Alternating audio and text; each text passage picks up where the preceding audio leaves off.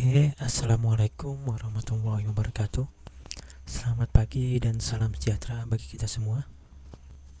Nah, anak-anak sekalian, di hari ini kita belajar mata pelajaran pemeliharaan sasis sepeda motor atau biasa disingkat dengan PSSM.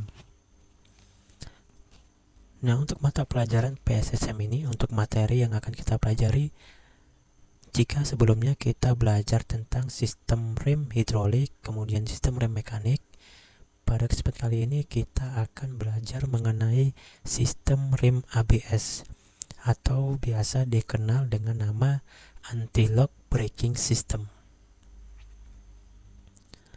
Nah, kira-kira apa itu sistem rem anti-lock braking system?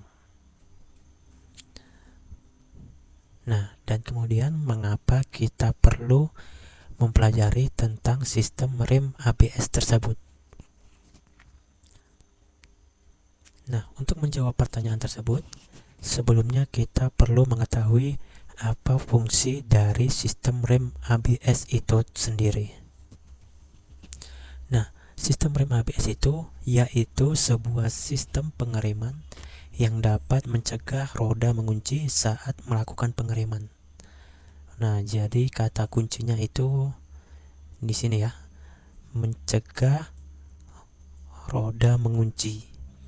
Nah, jadi fungsi dari rem ABS ini ataupun anti-lock braking system yaitu untuk mencegah roda mengunci pada saat melakukan pengereman secara mendadak. Nah, jadi itulah fungsi dari sistem rem ABS ataupun anti-lock braking system. Nah, kemudian untuk memahami apa pentingnya sistem rem ABS pada sebuah sepeda motor, kita dapat melihat tampilan video berikut ini.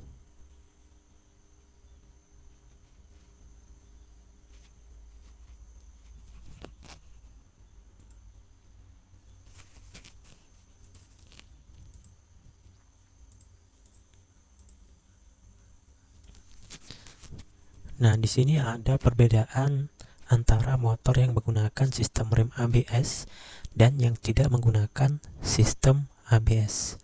Dapat kita lihat yang non ABS rodanya terkunci pada saat dilakukan pengereman secara mendadak. Nah, sedangkan yang ABS rodanya tetap berputar dan pengeremannya terasa lebih lembut karena roda tidak mengunci. Nah, ini pada non ABS roda mengunci dapat kita lihat. Sedangkan pada yang ABS roda tetap berputar. Nah, inilah perbandingan antara ABS dan non ABS. Oke, jadi berdasarkan video tadi, tentu dari situ kita bisa tahu kenapa kita perlu belajar tentang sistem rem ABS. Jadi berdasarkan dari fungsinya ya, bahwa sistem rem ABS itu sangat berguna untuk keselamatan bagi pengendara sepeda motor. Yang mana pada sistem pengereman ABS, ketika kita melakukan pengereman secara mendadak, maka roda tidak akan mengunci sehingga tidak akan mengakibatkan kecelakaan bagi pengendara pada saat melakukan pengereman secara tiba-tiba. Jadi berbeda dengan sepeda motor yang tidak menggunakan sistem rem ABS, ketika kita mengerem secara tiba-tiba, maka tentu roda akan mengunci sehingga bisa mengakibatkan kecelakaan diakibatnya, sehingga bisa terpleset ya dan mengakibatkan kecelakaan bagi si pengendara. Jadi itulah pentingnya sistem rem ABS pada sebuah sepeda motor. Nah, kemudian kita masuk ke tujuan pembelajaran. Nah, jadi setiap apa yang kita lakukan ya, kita harus memiliki tujuan agar nantinya kita menjadi termotivasi ya untuk mencapai apa-apa saja yang kita inginkan. Nah, jadi sama seperti halnya ya pada pembelajaran ini, di mana di sini kita memiliki tujuan ya, yang nantinya diharapkan peserta didik pada akhir pembelajaran ini yang pertama dapat menunjukkan komponen-komponen sistem rem ABS. Kemudian yang kedua, peserta didik dapat menjelaskan prinsip kerja sistem pengereman ABS. Dan kemudian yang ketiga, peserta didik dapat melakukan perawatan dan pemeriksaan pada sistem pengereman ABS. Nah, jadi semoga ketiga tujuan pembelajaran ini pada akhir dari pembelajaran ini nantinya bisa kalian capai ya, sehingga bisa meningkatkan pengetahuan kalian pada materi sistem pengereman ABS ini, pada kompetensi kalian, teknik dan bisnis sepeda motor kalian sendiri. Oke, selanjutnya setelah tujuannya, kita masuk ke inti dari materi. Yang pertama, kita belajar tentang komponen-komponen dari sistem rem ABS. Nah, untuk komponen-komponennya ya, pada dasarnya sistem rem ABS itu hampir sama dengan sistem pengereman cakram ya, ataupun hidrolik. Hanya saja dia ada tambahan perangkat-perangkat elektronik ya, untuk memaksimalkan sistem pengereman dari sistem pengereman hidrolik itu sendiri. Nah, jadi untuk komponen-komponennya ya, jadi sama seperti dengan rem cakram pada umumnya. Ada tuas ataupun handle, ada reservoir, ada master rem, kemudian ada kaliper, dan ada piringan cakram ya. Jadi yang ditambahkan yaitu hanya bagian yang ini ke bawah saja ya. Nah, jadi yang penambahannya ya, perangkat-perangkat yang tambahkan adalah yang bagian yang saya lingkari ini. Jadi untuk komponen-komponen seperti biasa sama dengan sistem pengereman hidrolik ataupun sistem pengereman cakram. Nah, jadi untuk selanjutnya kita masuk ke komponen yang berikutnya ya, selain dari komponen sistem rem cakram. Nah, kita masuk ke di sini ada ABS control module. Nah, jadi sistem pengereman ABS ini semua dikontrol dengan yang namanya ABS control module. Nah, jadi otak dari sistem pengereman ini ataupun teknologi dari sistem pengereman ini yaitu bagian yang ini, yang ABS control module. Nah, pada ABS control module ini di dalamnya terdapat komponen-komponen yang ada di bawah ini. Ada katup kontrol hidrolik, kemudian ada solenoid, dan ada pompa ABS. Nah, jadi pada ABS control module ini, ketiga bagian yang di bawah ini ada pada yang namanya ABS control module ini. Nah, jadi inilah perangkat dari ABS control module tadi. Seperti yang kita ketahui di sini ada kontrol unitnya, kemudian ada pompa ya, kemudian ada juga solenoid. Nah, jadi inilah ABS control module ya, yang berfungsi untuk memproses semua data ya yang dikirim oleh sensor untuk mengendalikan kerja dari sistem rem ABS. Nah, kemudian selain itu fungsi dari kontrol modul ini yaitu untuk mengatur kerja dari setiap bagian-bagian komponen yang ada di bawah ini. Ada pompa, kemudian ada solenoid valve ya. Nah, jadi inilah otak dari proses ataupun sistem pengereman ABS ini yang dinamakan dengan ABS control module. Nah, selanjutnya komponen yang ada di dalam ABS control module ini ada yang namanya pompa ya. Nah, pompa ini berfungsi untuk mengembalikan tekanan terhadap rem yang dilepaskan katup rem. Nah, jadi pada dasarnya ya, pompa ABS ini mengembalikan tekanan hidrolik pada silinder roda setelah tekanan hidrolik tersebut drop karena pembukaan katup dari ABS, sehingga nantinya sistem rem ini tetap bekerja meski katup ABS tersebut bekerja dengan mengurangi tekanan hidrolik pada silinder roda. Nah, jadi pompa ini menggunakan motor listrik ya, sehingga sumber tegangannya ataupun sumber tenaganya berasal dari aki sepeda motor. Nah, kemudian untuk cara kerja dari pompa ABS ini yaitu ketika roda terkunci maka tekanan hidrolik pada roda akan dikurangi sampai roda kembali berputar.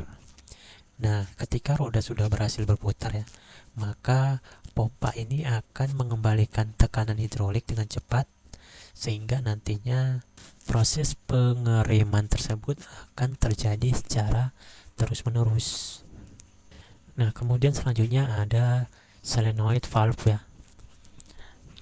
Nah, jadi untuk solenoid valve-nya ini ada valve in ataupun katup in dan ada valve out ataupun katup keluar. Nah, jadi katup ini ya bisa dibilang sebuah pintu gerbang minyak rem ya dari master cylinder menuju ke silinder roda ataupun piston rim. Nah, jadi jika pada sistem pengereman biasa ya, minyak rem itu dari master cylinder akan langsung ke piston rim ataupun silinder roda ya. Berbeda dengan sistem rem ABS ini, di mana minyak rem yang dari master cylinder pertama-tama harus melewati valve ataupun katup ini sebelum nantinya menuju ke piston rim. Nah, jadi valve ini berfungsi sebagai pintu gerbang minyak rem ya dari master cylinder menuju ke silinder roda. Jadi inilah yang mengatur buka tutupnya minyak rem ya menuju ke bagian piston rem ataupun kaliper cakram.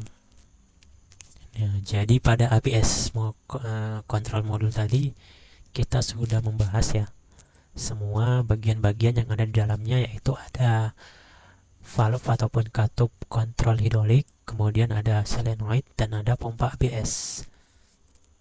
Nah, kemudian ada di sini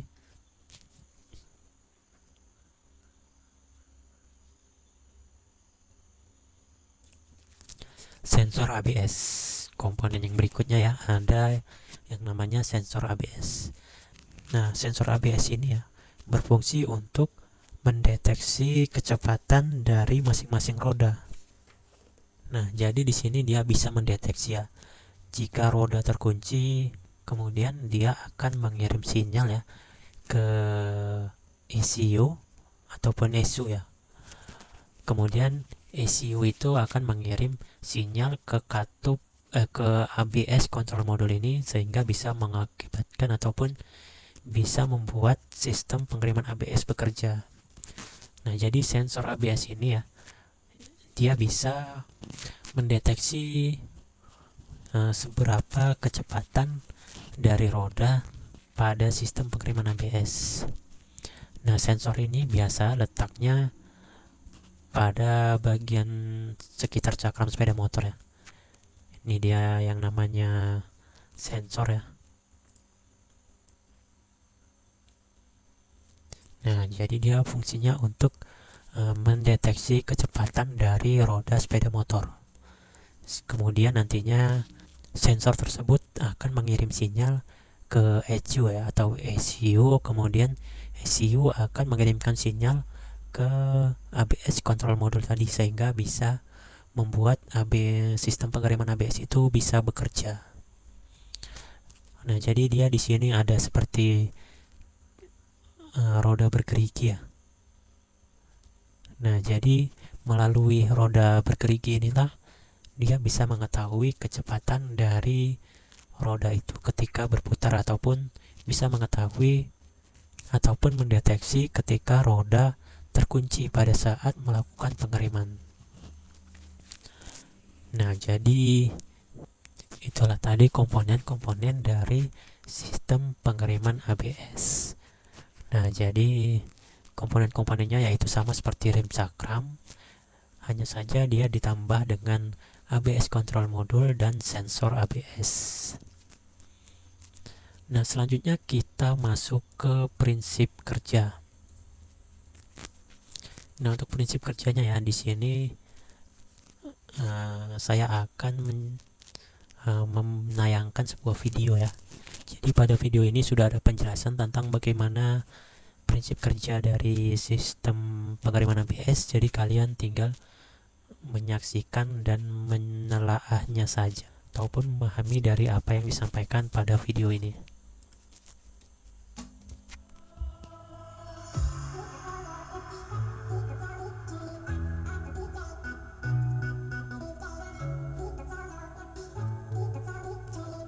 selanjutnya langsung saja kita masuk ke bagaimana sih cara kerja dari rem ABS itu sendiri. Kita mulai saja. Rem ABS itu pada dasarnya dapat bekerja dengan mendeteksi adanya perbedaan putaran antara roda depan dengan roda belakang. Jadi sensor speed di sini akan berfungsi untuk mendeteksi putaran roda depan dan roda belakang. Nah, perbedaan putaran antara roda depan dengan roda belakang inilah nanti yang akan memicu sistem ABS itu bekerja mengontrol tekanan fluida ke kaliper roda. Nah, ini adalah sistem rem ABS sebelum bekerja. Kemudian saat handle rem kita tekan, maka piston yang ada pada master rem atas ya, ini akan menekan fluida. Nah, terlihat di sini warna merah pada selang ini menunjukkan bahwa tekanan fluida tinggi. Nah, tekanan fluida sendiri saat sistem ABS belum bekerja, maka valve in atau isolation valve ini masih belum bekerja, sehingga valve masih kondisi terbuka, valve innya ya.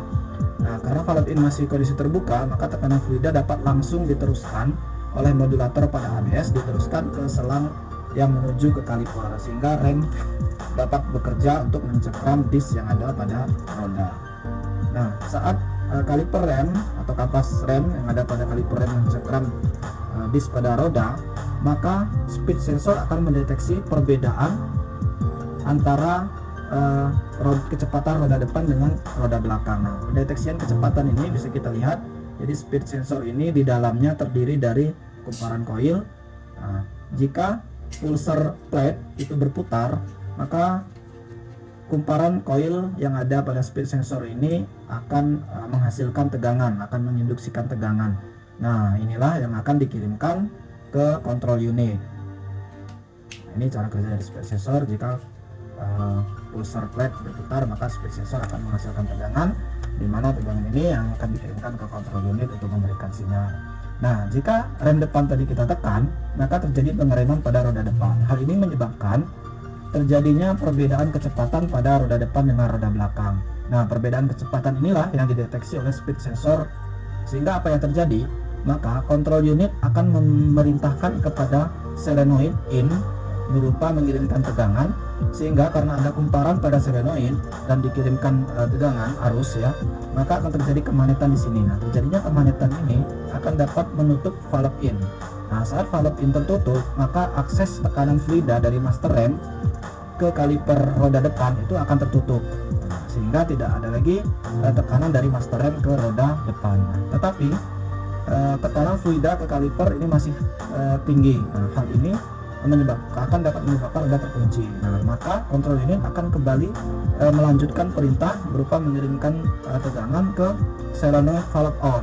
Nah, hal ini akan menyebabkan terjadi kemagnetan pada solenoid valve out, sehingga solenoid valve out akan terbuka. Nah, terbukanya valve out ini akan mengalirkan fluida yang bertekanan dari kaliper tadi akan dialirkan ke LPA atau low pressure accumulator, atau dalam hal ini biasa kita sebut sebagai reservoir tank. Jadi di dalam modulator ABS ada semacam reservoir tank juga. Nah, sehingga hal ini fluida yang bertekanan tadi akan mampu mendorong pegas yang ada di reservoir tank, sehingga akan mengisi reservoir tank yang ada di sini. Sehingga fluida akan mengisi reservoir tank. Untuk lebih jelasnya bagaimana sih valve in dan valve out terbuka, maka bisa kita lihat pada gambar berikut ini.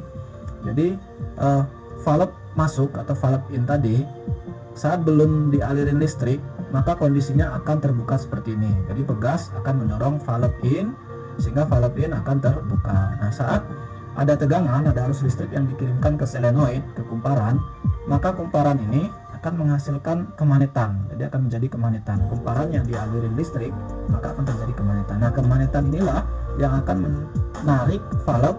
Kondisi terbuka ini akan menarik, mampu melawan tekanan dari pegas, sehingga valve akan tertutup ya, valve akan menutup saluran. Nah, sedangkan solenoid valve keluar saat belum dialirin listrik, maka kondisi valve keluar itu sedang tertutup karena ada dorongan dari pegas. Nah, saat ada sinyal, ada aliran listrik dari control unit, maka akan terjadi kemagnetan pada kumparan. Nah, kumparan di atas ini akan terjadi kemagnetan, sehingga dapat menarik katup untuk melawan kekuatan dari pegas, akan tertarik ke belakang. Sehingga saat katup tertarik ke belakang, maka saluran akan terbuka. Jadi seperti ini cara kerja solenoid valve in dan valve out seperti ini ya. Jadi cara kerja solenoid ini kurang lebih seperti itu.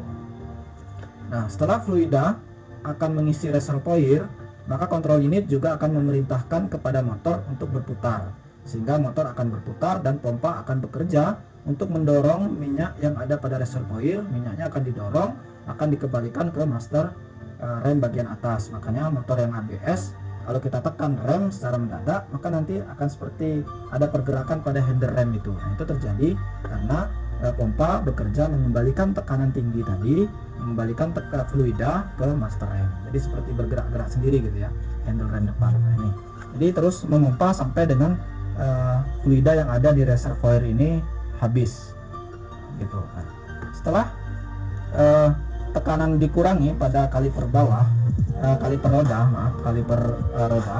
maka yang terjadi adalah kecepatan roda depan dan kecepatan roda belakang akan menjadi sama karena tekanannya tadi sudah kita buang atau kita kembalikan ke master silinder bagian atas ya, sehingga kecepatan roda depan dan roda belakang akan sama. Nah, saat kecepatan roda depan dan belakang sudah sama, maka ECU akan menghilangkan sinyal berupa listrik tadi ke solenoid katup in maupun solenoid katup out, sehingga apa yang terjadi, maka katup in akan kembali terbuka dan katup out akan kembali tertutup.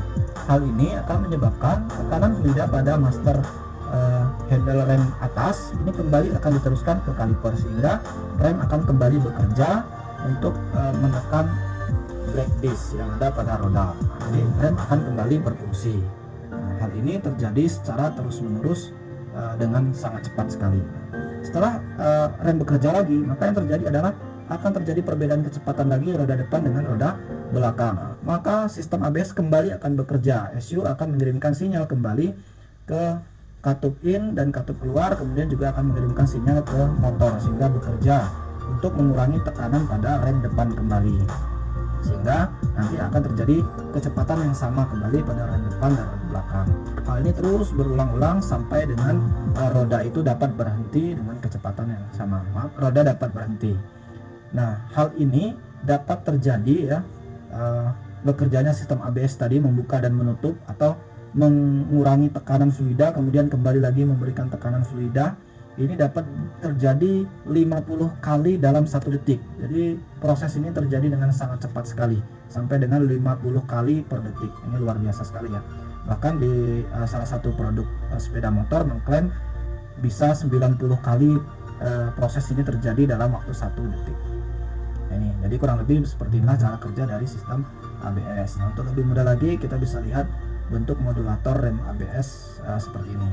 Ini bentuk modulator ABS-nya. Di sini ada motornya, ini ada kontrol unitnya dijadikan satu, tapi di sini dipisah oleh sil-sil ya, karena di bagian ini ada fluida, sedangkan di bagian ini adalah elektronik ya. Kemudian ini bentuk pompanya, kemudian ini ada reservoirnya tadi ya, ada reservoir sementara dalam modulator. Kemudian ini bentuk valve in-nya, ya. Kemudian ini adalah bentuk valve out-nya. Nah, jadi itulah tadi tentang prinsip kerja ya dari sistem pengereman ABS. Jadi semoga kalian bisa memahami isi dari video yang telah ditayangkan tadi. Nah, selanjutnya kita masuk ke pemeriksaan dan perawatan sistem rem ABS. Nah, untuk pemeriksaan dan perawatannya ya hampir sama dengan pemeriksaan dan perawatan pada sistem pengereman hidrolik ataupun sistem rem cakram.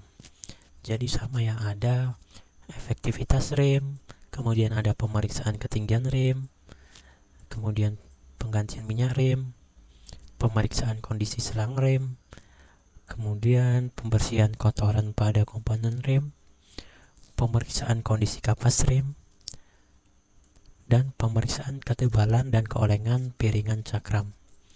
Nah, jadi yang sudah saya tandai ini semuanya di sini telah kita pelajari ya pada saat materi sistem pengereman hidrolik. Jadi hampir sama dengan sistem pengereman ABS ya untuk pemeriksaan dan perawatannya. Nah, hanya saja ya di sini yang ditambahkan hanya untuk perawatan sistem rem ABS, yaitu memastikan sensor selalu dalam keadaan bersih. Nah, jadi itulah perbedaan antara pemeriksaan dan perawatan sistem pengiriman hidrolik dan sistem pengiriman ABS. Jadi yang ditambahkan yaitu ini yang terakhir, yaitu memastikan sensor selalu dalam keadaan yang bersih. Nah, jadi sensor yang ada di bagian roda ya, tadi di sini ada sensor speed ya yang berfungsi untuk mendeteksi kecepatan ketika roda itu berputar. Nah, jadi kita bersihkanlah bagian-bagian dari sensor speed ini dari kotoran-kotoran ya, sehingga nantinya tidak mengganggu dari pendeteksian sensor speed itu sendiri.